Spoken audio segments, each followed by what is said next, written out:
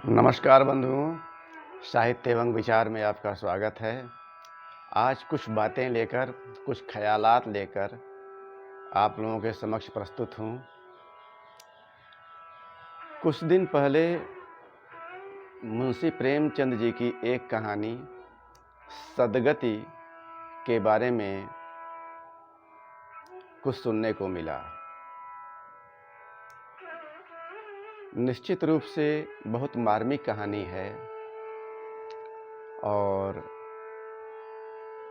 ब्राह्मणवादी व्यवस्था पर या सवर्णों ने जो व्यवस्था इस देश में बनाई थी, जिसमें ऊंच नीच का भयंकर भेदभाव था, शोषण था, उस व्यवस्था पर बहुत करारी चोट है।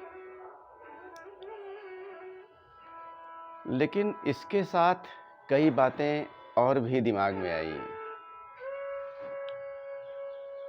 सोचने की बात ये आई कि इस कहानी का रचनाकार कौन है। मुंशी प्रेमचंद, जो कायस्थ थे और ये सवर्ण समाज से ही आते हैं। तो चीज़ों को के अगर हम सकारात्मक पहलू को सोचें तो बहुत कुछ भिन्न नज़र आता है, या अपना दृष्टिकोण व्यापक कर लें तो बहुत कुछ भिन्न नज़र आता है और हमारे असंतोष या हमारे क्रोध हमको खुद ही चिढ़ाने लगते हैं। अब सदगति कहानी के रचनाकार मुंशी प्रेमचंद की ही बात किया जाए तो ये सवर्ण समाज के थे, लेकिन इन्होंने सवर्ण समाज के मर्मांतक शोषण पर और विकट भेदभाव पर अपनी लेखनी चलाई।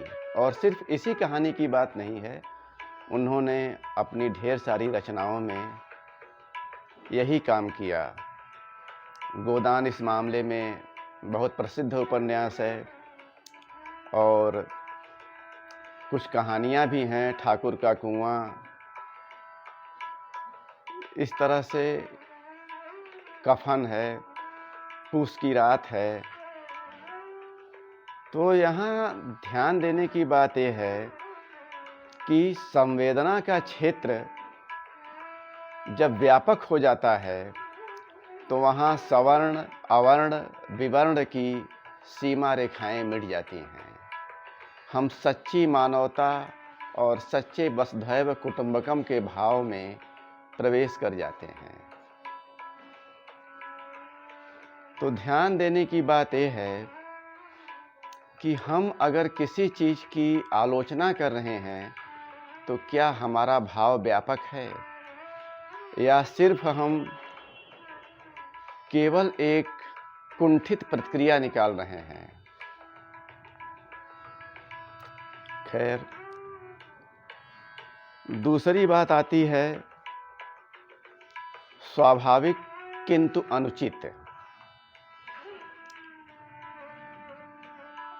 हम सबने देखा है कि जिन स्थितियों में हम जीते रहते हैं, जिन स्थितियों का हमको आराम से लाभ मिलता रहता है, हम उन स्थितियों से बाहर नहीं आ पाते, बल्कि उन्हीं को प्रबल करते जाते हैं।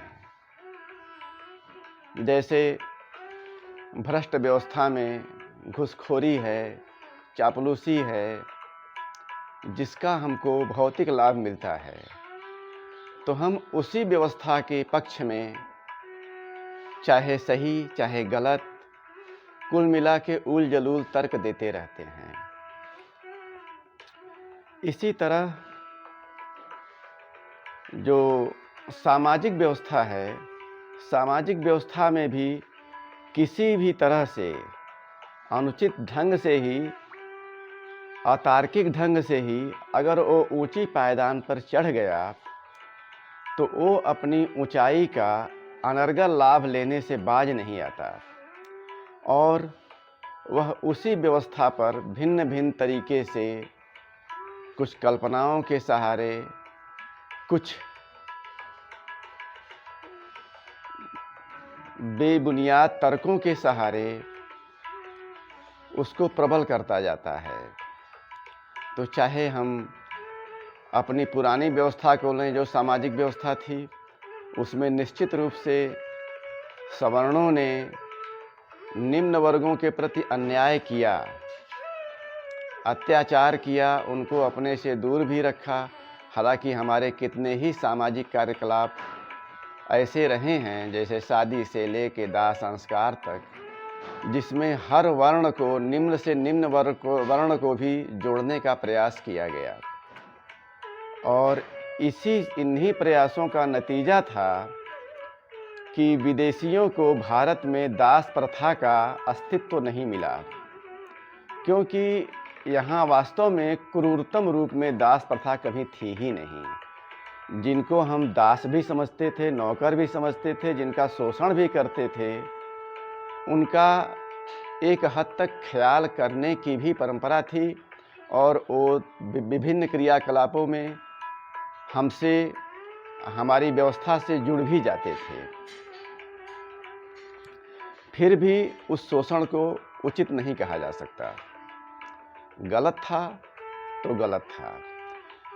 लेकिन अगर उसमें हम अपनी स्वाभाविकता की बात करेंगे कि गलत में ही अपना लाभ के नाते हम अपने औचित्य की धारणा के प्रति गाफिल हो जाते हैं या अनौचित्य को ही प्रबल करते जाते हैं, तो हम शायद न्यायपूर्ण रास्ते पर चल सकें।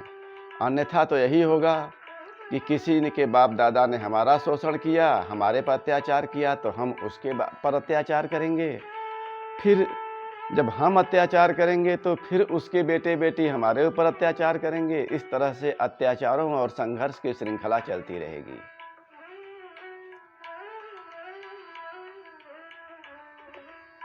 इसके साथ उसी कहानी ने एक आत्म आलोचन की दृष्टि दी। आत्म आलोचन में अपनी ही आलोचना करने की बात है कि हम वास्तव में क्या हैं। क्या हमारा रास्ता सही है? क्या हमारी दृष्टि सही है? अगर हमारा रास्ता सही है तो ठीक है, हमारी दृष्टि सही है तो ठीक है, अन्यथा हमें अपने आप में सुधार करना चाहिए।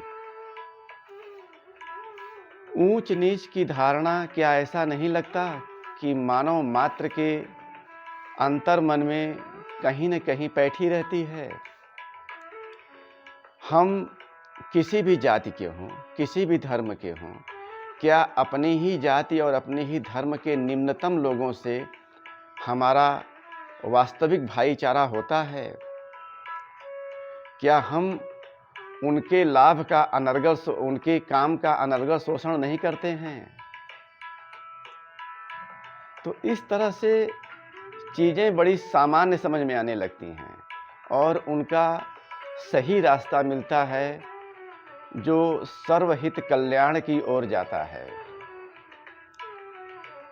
फिलहाल आज बस इतना ही। आगे फिर मिलेंगे। इन बातों पर आप भी विचार करें, और सही विचार होगा तो निश्चित रूप से हमारी फिजा भी बदलेगी, हमारे तनाव भी पिघलेंगे और हम सच्चे अर्थों में मानव होंगे। धन्यवाद। नमस्कार।